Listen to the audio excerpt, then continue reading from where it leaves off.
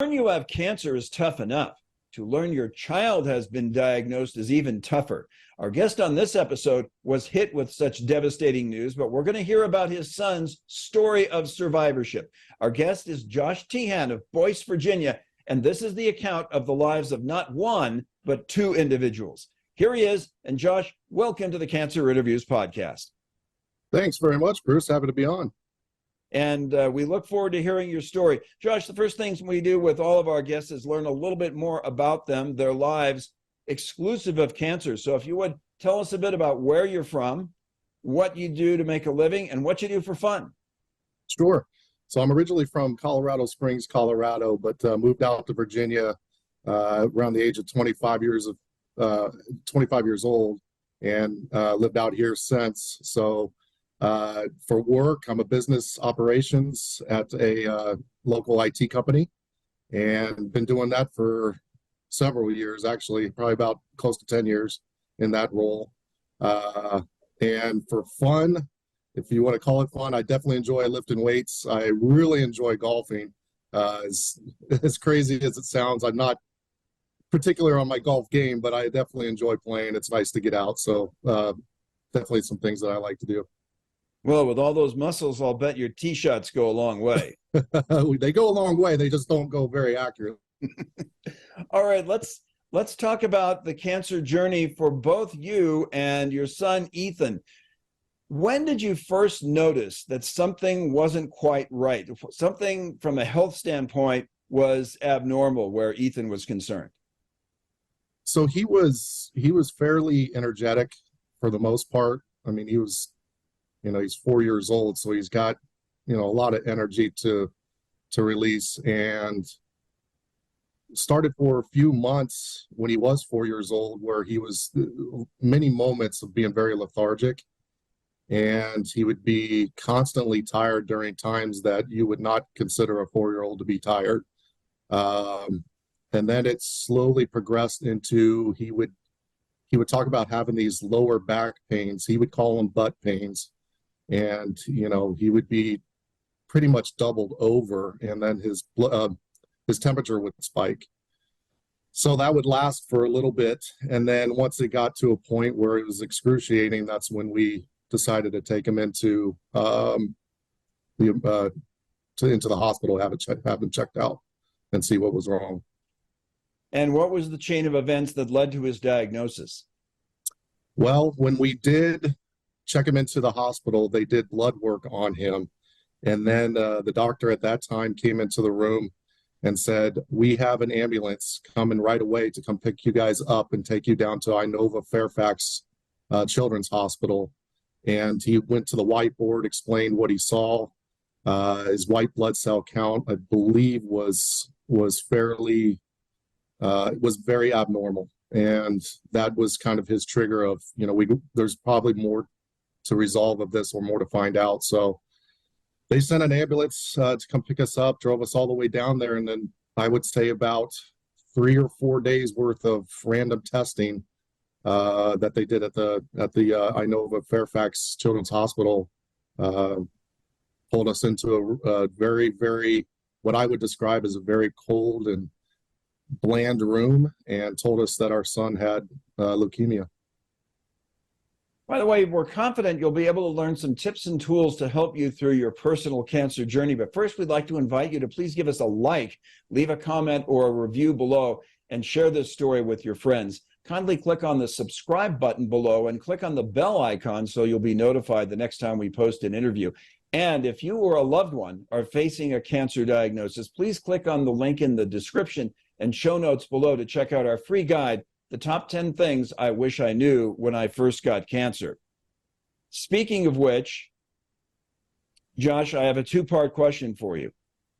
Okay. Now the diagnosis has come. First off, obviously, this is unpleasant, but I want to hear about this in your words. What was your reaction to the diagnosis of your son? Numb. Very, very numb. I didn't have my immediate reaction. I really didn't have one. I just was numb.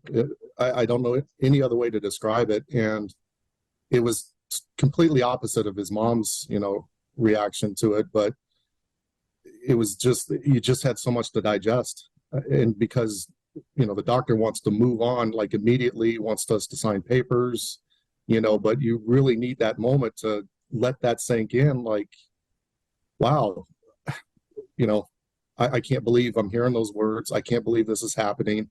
What about the future? You really start thinking just tons and tons of thoughts. And I was just overwhelmed with those. And I think it really masked the opportunity to have any immediate emotion, if you will. So very, very numb. Okay, the second part of this two-part question, Ethan, he's 4 years old. How did he react, or could he even process it given his age? He really didn't know anything. He's sitting in a room and, has, doctors and stuff around, family, close family members are there, but, he can't comprehend what cancer is, can't comprehend really anything. He just knows he's there. And, that was one thing that I don't want to say it was challenging, but, you really, as a parent to a 4-year-old, how do you tell him or her that they have cancer? So, we just came up with the idea that we were going to go into the room and say, look, son, you're sick and we've got to be here for a little while until, you get better. So, we're going to be here a while. And he just, okay, and he's oblivious. And I think there's kind of a blessing in that. You don't have to experience your child's emotion with it. As if he was a teenager, he would be probably all over the place, understanding that it's a big deal and it's scary. So him being oblivious to it, made that part easy, but it was still, being a parent and understanding it was still extremely tough. Josh, from your perspective as a parent, here you are the parent, and you like to think that in terms of parenthood, in terms of raising a child, that you're the captain steering the ship. But in this situation, from where you sat, was there a feeling of helplessness? Oh, big time. Big time. Because at that point, everything that you've learned as a parent, as a new parent, especially within those 4 years, you're in complete control of, what your child does, what it's going to wear, what it's going to, be, you're in control of those things. Now you're dealing with something that is completely out of your control. There's nothing that you can do except be there and keep being a parent, keep caregiving, but that's about it. You really have to hand over everything to nurses and doctors, and hopefully the right program that they could set your child up on that's a successful program, and hope to God that it works. And that was new territory. Now, I'm sure that the answer to my next question is going to be one that expresses difficulty. But how difficult was it to multitask, if that's the right word for it, the whole notion of you're emotionally dealing with this horrific news at the same time that mentally you had to formulate a game plan for caring for your son? How difficult was it to deal with those two things at the same time? Each day was its own challenge. You really had to take it. It was, I know it's cliche and all that stuff, but you legit had to take it day by day, because each day would present something different. You're going into it, you don't know these are uncharted waters, so you really don't know. So your emotion at that day could be really high, it could be really low, depending upon what they have to do with them, and how that program that he's on is set up. Because some days he would get absolutely blasted with chemotherapy medicine, and it'd be just very hard. Or, they'd have to go through procedures on that day. Some days he was just very lethargic and just really couldn't do anything. So you didn't really do much that day. So it was a lot of balancing. It was a lot of doing day and night shifts. And it was, you just took it day to day. That's the best way to handle that. I would probably suggest to anybody who has to deal with this, don't look too far ahead. Keep it, within the window there. And I think that was a big help. Now, you've already talked about your care team in terms of doctors and nurses, but exclusive of the doctors and nurses, was there anyone you could talk to help navigate the parent part of this equation? So, one thing that the Leukemia and Lymphoma Society does, and is a big asset, is and actually what they had at the Inova Fairfax Hospital at that time is they had resources. They had people there that could guide you through this process. Guys, people that you could talk to that could help answer questions. That you may have as a parent. What's next? What are we going to deal with? What should we look for? So the resources were there, so they were always available. So that, that was a big part of it. But we also relied on each other, to talk it through as a family. But I didn't know anybody that, from a parent standpoint, was going through the same thing. And you do bump into parents at the facility or at the hospital, but you don't talk too much about it. At least I didn't. I don't know, but it's there. The resources are available, so people can use them. All right, now we trotted out the word game plan a little bit ago, and not talking about what the doctors and nurses did. Obviously, that's very important in terms of the care team and addressing Ethan's cancer. But in terms of a caregiving game plan, did you formulate one, and what was it? As far as caregiving for Ethan, it was to make sure that, there was a whiteboard that we had in the room. So, for his first couple months, he was in the hospital. So we were able to understand what was going to happen that day, what nurses and doctors were in there. But we also had created sort of a schedule, if you will, sort of a game plan. Okay, you're gonna cover these hours here. I've got to go to work.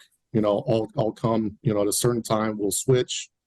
Because we had to also allow ourselves to get some rest. Because if we weren't getting any rest, then we're not healthy enough to be able to assist. So there was some scheduling, which was a huge help.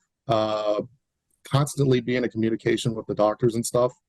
That was another big help because we understood what was coming up, what we had to deal with, what our expectation was, depending upon what they were doing with them. So I think keeping a tight-knit schedule and constant communication with, all, the circle that's involved was key.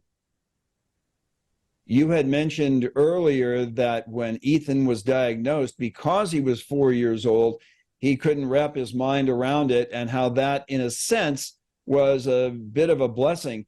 But in terms of being a caregiver for Ethan, was his being 4 years old, did that make it tougher or make it easier? It made it easier.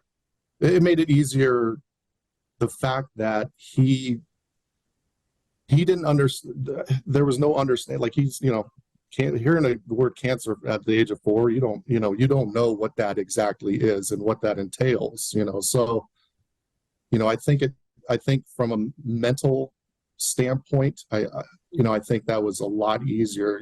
Like I said earlier, you tell a middle schooler or a high schooler, they know what it is and they know what they're going through, and there's more fear there than there is for somebody who's 4 years old. They're kind of naturally fearless. So it was easier.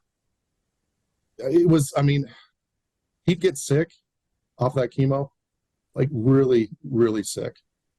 But he just, I don't know if it's just his personality, but he really took it with a grain of salt. It was amazing. It was amazing. It was hard as a parent, very hard, but it was amazing to watch him just take it for what it was. Now, even though he was 4 years old, and in a sense that made things easier, it still wasn't easy, as you said. What would you say, looking back, Josh, that was the toughest part of caring for Ethan when he was going through the toughest of times?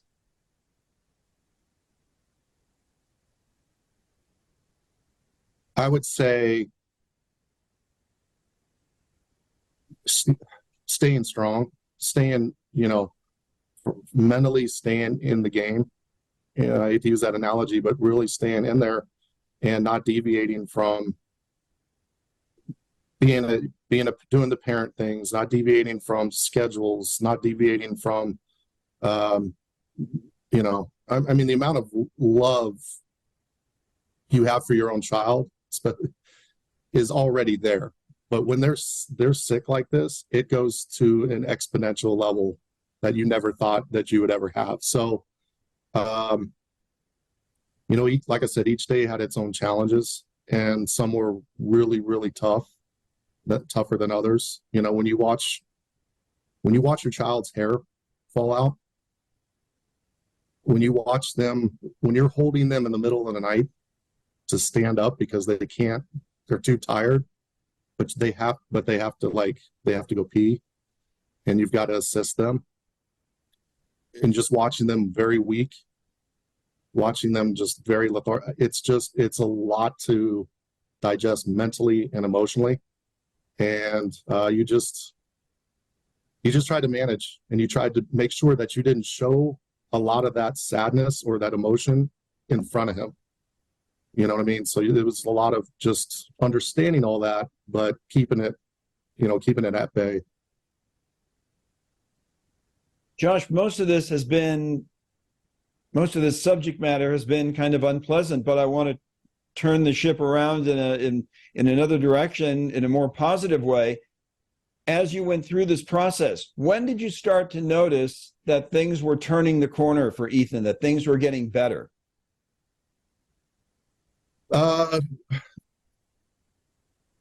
When his energy started, his energy was coming back, his hair was coming back. When we started getting, because they would do constant blood work to make sure that, that his certain blood levels were at where they needed to be. When you started seeing those changes, I think those were probably the top three that I can think of, that because you're always in the back of your head. You're always going to have that, oh boy, man, you don't want to let that foot up off the gas yet. You kind of have that constant worry, but when you start to see when things just started being more consistent, and he started getting those things, numbers were looking good consistently, I think that's when it was like, okay, this is working. This has worked. We're now seeing an upswing. So that was about the time. But that wasn't an overnight thing. That was over like months and months and months of gradually seeing that. So, but you did see it, and again, Ethan might not have been able to grasp this because of his age, but you could certainly grasp it. How exciting was it to see that things were turning in the right direction? Oh, absolutely thrilling. And the day, and I remember it just as much as I remember being told that he had cancer, was the day that they said, hey, he's in remission, he's good. Those two I are the same level, height, and emotion, but different sides of it, right? You've got this left dark side, and now you got the light side where you see, a future. So, I mean, that was kind of can just, just breathe a little bit and really, really appreciate watching your child grow up, you know what I mean? And being able to have that opportunity, because some did not during that time and didn't make it. So a lot of things were in perspective. Our guest is Josh Tehan of Boyce, Virginia, and he is the parent of a 4-year-old who was diagnosed with leukemia, a 4-year-old who survived. And Ethan is now a teenager. And Josh, this is another positive aspect that we want to get out of this story and amplify for viewers and listeners. How is Ethan doing now? Oh, This is my favorite part. I love talking about how he's doing now. He's doing absolutely phenomenal. He carries close to a 4.0 GPA, and he has his own sports podcast, and he's had it for a few years now, and he's into sports. He's playing basketball. I mean, he's tall. He's 6'5", so he's got a lot of great things going for him, and he's doing a lot of positive things. He's doing volunteer work for LLS. I mean, he's doing really, really well, both mentally, physically, and emotionally, and you just can't ask for anything better. Josh, this next question is not meant as a means of beating you up by any stretch. Okay. It's meant to enlighten others who may find themselves in the position you were in. But when you look back at the whole caregiving experience, knowing what you know now, is there anything that you would do differently at the start if you knew what you knew now? So I think this is a great question. I've never been asked it, and I don't think knowing the outcome, I just don't think there is anything different. We handled it the best way we could at the time, given everything that we knew. And you learned every day. I mean, because we had to kind of take the role of being a nurse, right? Because there was some in-home stuff that we had to do for him. So you just learned every day. And I truly go back to this day-to-day thing because it just changes. And I think we handled it very, very well. I mean, considering the outcome, considering where we're at today, I really don't think there's anything I would change. I just don't. Josh, we're going to wrap up now, but before we do, I want to go back to an organization that you mentioned a bit ago, LLS. If you would tell us more about LLS, what it stands for, and what it can do for others who are diagnosed with any of the various blood cancers. Sure.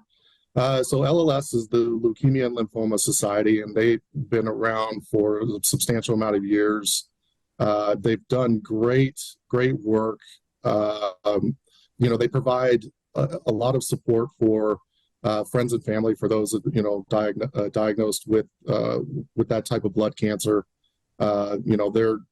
Their mission is to basically cure all blood cancers. Their fundraising abilities are through the roof. They've been able to advocate for for the FDA to approve new drugs to help with those that have cancer. They take excellent care of those who have cancer, whether they are in the process of dealing with it, even post, having to deal with it. So across the board, they're very supportive of everything, and being able to volunteer for them, kind of giving back, if you will, has been a blessing to be able to do that. So great organization. I can't speak highly enough of them. Josh, I should have gone over this with you before we did the interview, because I might be ambushing you with this question for this information. And even if you don't have it, we can put it on our show notes. But LLS has a website. Do you know their web address if somebody wanted to contact them? Absolutely, it's lls.org. So, and feel free, lls.org. Once you're on their main dashboard page, you'll see areas of different. First you'll see what they're about, and then you'll see areas where you can volunteer. You'll also see areas where you can donate, and they also have they provide data of numbers of.